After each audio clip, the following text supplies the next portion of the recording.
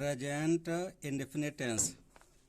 इसकी पहचान तो पढ़ी जा चुकी है, फिर से बता दी जाती है। इसकी पहचान होती है कि वाक्य के अंत में ता है, ती है या ते हैं इत्यादि पर ये वाक्य समाप्त होते हैं।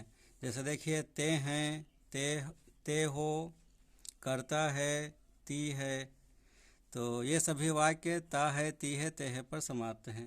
चलो इनको ट्रांसलेट करते हैं।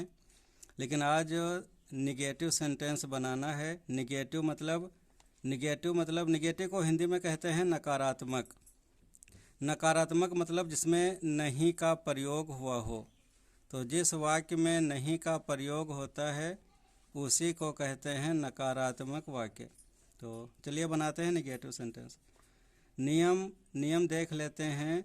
इसका बनाने का नियम है, सबसे पहले हम सब्जेक्ट लिखेंगे और सब्जेक्ट के बाद डू नॉट या डज नॉट का प्रयोग करेंगे।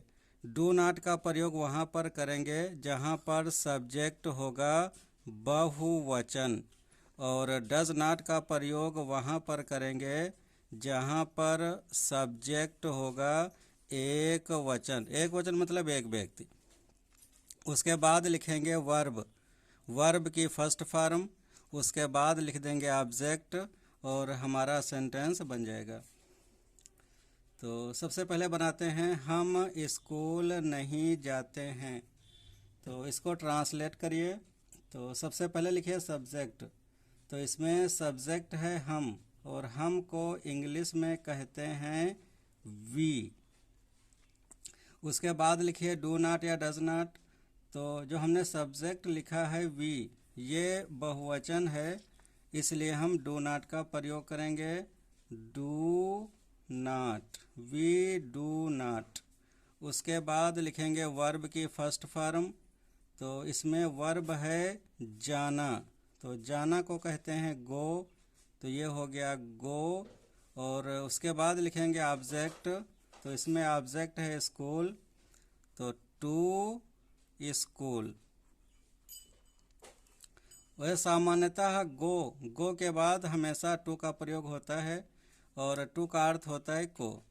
तो ये सेंटेंस कंप्लीट हो गया। दूसरा बनाते हैं, तुम खेत में काम नहीं करते हो।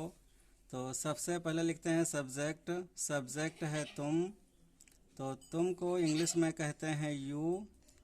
उसके बाद लिखिए डू नॉट या डज नॉट। तो जो हमने सब्जेक्ट लिखा है तुम, ये भी बहुवचन है, इसलिए पुनः हम डू नॉट का प्रयोग करेंगे, डू नॉट। और फिर लिखेंगे वर्ब की फर्स्ट फॉर्म।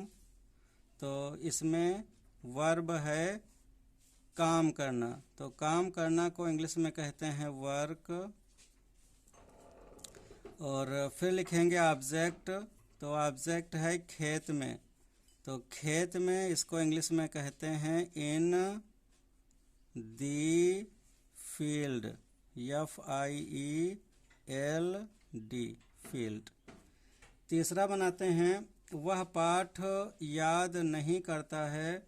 तो सबसे पहले लिखिए सब्जेक्ट है वह को इंग्लिश में कहते हैं ही।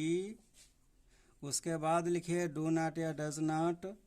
तो जो ये वह ये है एक वचन, और एक वचन के लिए प्रयोग करते हैं डज नॉट। तो लिखिए ही डज नॉट। उसके बाद लिखिए वर्ब की फर्स्ट फॉर्म। इसमें वर्ब है याद करना, तो याद करना को इंग्लिश में कहते हैं लर्न, LEARN, लर्न। और फिर लिखिए ऑब्जेक्ट।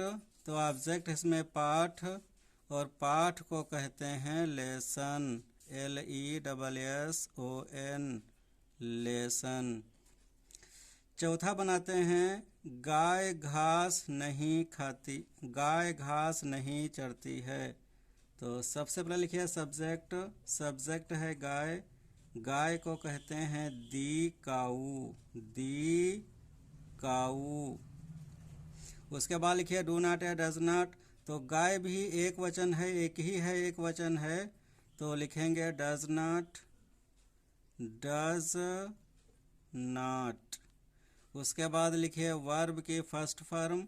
वर्ब है चरना। चरना को इंग्लिश में कहते हैं ग्रेज, GRAZE,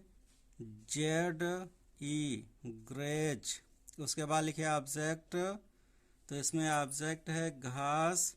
घास को कहते हैं ग्रास, GRASS, ग्रास।